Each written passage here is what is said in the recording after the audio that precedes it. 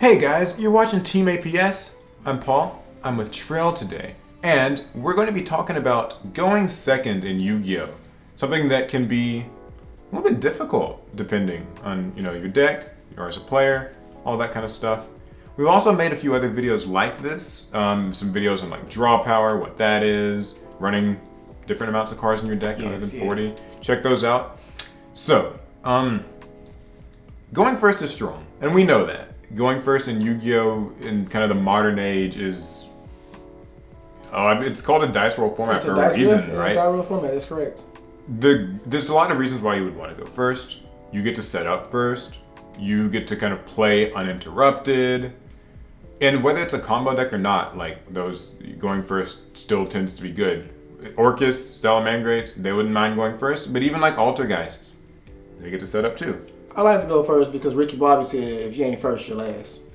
That's true. And so when you have to go second, what do? You just lose, right? It just sucks. Yeah, a lot of times, because a lot of these boards, like I said, a lot of these boards nowadays is about being uninterrupted, making these great unbreakable boards. Yeah, unbreakable. Everyone's favorite. Boards, I know, right? Unbreakable boards, and now your opponent, they've got their negations, they've got their Warlord Savage. That puts pressure on you. Their Phantom Knight Trap, and this and that, and it all negates. So how can you play going second? That's what we're going to help you with. So there are a couple of situations where you would probably want to go second, actually. First one being, maybe you're playing an OTK deck, or a more aggressive deck. You want to have that a lot of damage on board. You want to have that battle phase. Yes. I know like Cyber Dragons come to mind. It's one that I've been playing a lot recently. Cyber Dragons, Pure Danger. Actually, Orcus is a very good going second deck. I mean, some decks can do double duty. Some decks can work first as well. Any deck that's really good to be able to pick apart boards. Almost any deck that main decks Kaijus. I think a classic example of an OTK one is Mermails.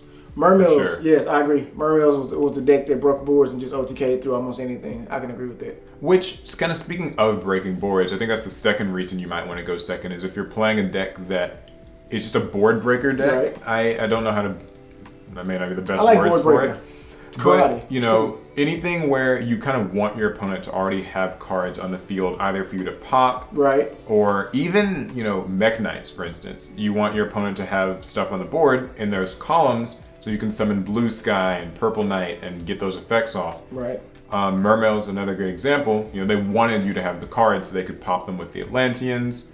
Cyber Dragons, they come to mind. Because one of the cool things about going second and being able to actually break boards is that a lot of people that go first, even if they have these really great boards, if you're actually able to get through them and survive it and actually do it efficiently, there's usually nothing left. They usually don't have anything to follow back. And we're not saying that's always the case, but a lot of times they put a lot of their resources onto the board because it's so strong that if you're actually able to get through it all, if they live through your turn, there's not much else they can do for the following turn. You That's true. Put them in a very bad position. Especially when you look at these Guard Dragon decks, Orcus decks. A lot of decks that kind of like run through pretty much their whole extra deck sometimes within the first turn. Yeah. Then if that board gets broken, there's no recourse. Everything's kind of been wasted. Yeah. Another reason is if your deck is a little bit less consistent, you might actually want that extra card. You want that last card. See what you get. Because, you'll be drawing 6 cards instead of 5, which is obviously a very...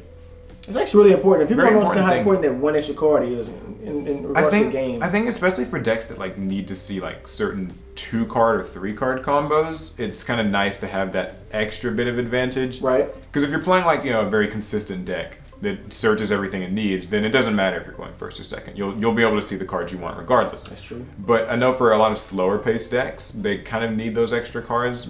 More defensive, anti-meta stun strategies kind of like to have those extra cards. So that could be a reason to go second.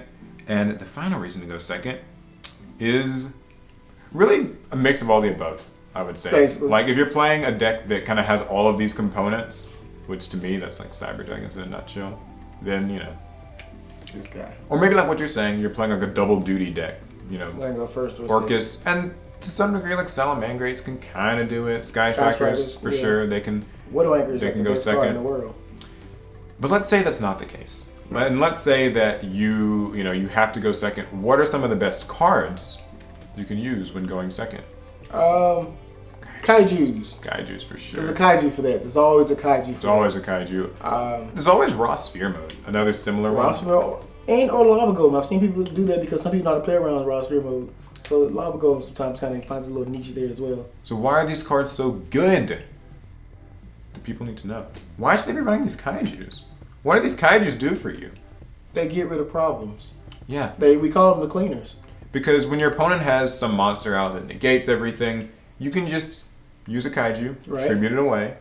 It can't use its effect. It's just tributed as a summoning cost. And it doesn't know it's about it's to gone. Yeah. Same goes, especially for the Winged Dragon of Raw Sphere. Oh gosh, yes. That's a board obliteration. Let's say, your opponent's got, It's a Crystal Wing. like Crystal Wing. Amorphage Goliath. And Red Dragon Archfiend Abyss. Borrowed Savage, whatever. You just dump 3 of them and here, just take this. Give them a big ball. Take this big ball and it's here and you can't really do anything with it. It's yours for now.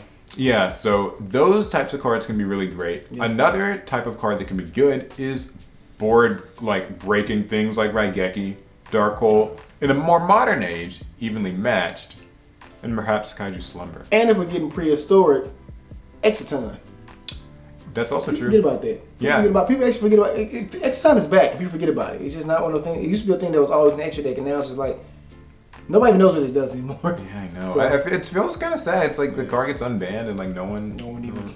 If your deck has actually access to any mass removal type of cards, I know some decks can summon Black Rose. Yes. It seems dated, but if you have a deck that's got tuners and no one's really prepared for Black Rose. You can nuke boards. I admit to that. And oftentimes it really just comes down to baiting a single card. So if you're playing against Salamangrates and they went first and they did some setup and they set a roar, all you have to usually do is bait this roar with something, and then you can resolve an evenly matched. That's true. And banish the whole field, or resolve Kaiju Slumber. And if you want, you can even reverse the roles and use the Kaiju Slumber or use the Raigeki or whatever to force them to use the roar. Right, and then go from there with other combo pieces. So those can also be really good things to keep in mind.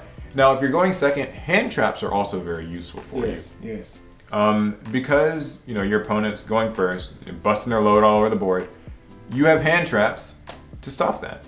And because you're going second, it's not like the cards in your hand are going to do anything for you anyway. Right. So this is where the Ash Blossom comes in handy. The Veilers. The Ghost Ogre. Impermanents. Yeah. Impermanents. I like Impermanents. It's purple. And if you have money, Phantasme is good. It's always a nice one.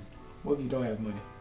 You don't have money. There's a lot of cheap hand traps. There are a lot of cheap hand traps. Actually. Veiler, it's it's $1. You can pick that up. Everything's format, dependent. Base. So like DD Crow becomes DD a thing, Crow can be good. Now. Artifact Lancia. Very strong. Droll actually has places in the format as well. So Droll and Lockbird. Really, the reason why the hand traps are so powerful, I think, is because your opponent still is.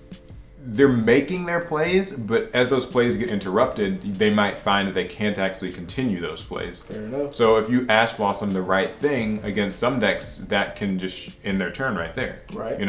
Or a good example I always liked was with Summon Sorceress back when she was around.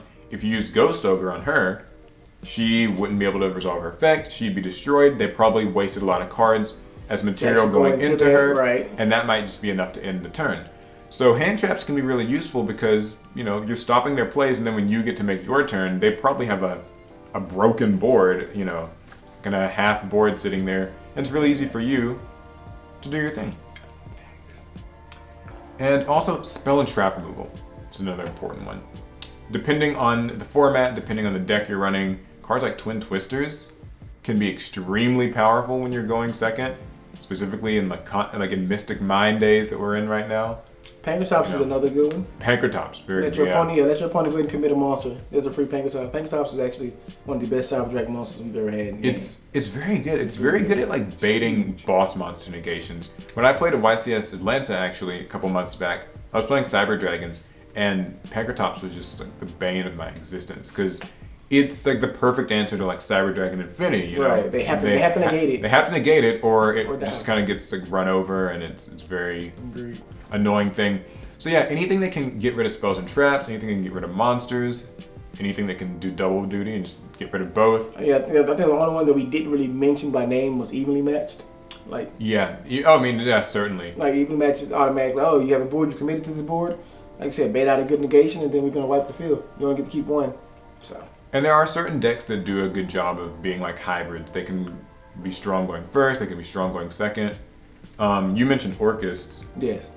I'd say Spirals come to mind. Spirals Spirals can actually break a board going second. They're good. They have some removal effects. They do. While still swarming the field, so they can kind of like tango and like cancer. Sleeper? Spiral Sleeper. I hate Sleeper. Oh my god. Honestly, Spiral Super Agent can even, if your opponent's like playing lots of back row and stuff, and you're actually resolving Super Agent, like summoning it, and like popping spells and traps while you combo off, that can get on your opponent's nerves a lot. Dinos.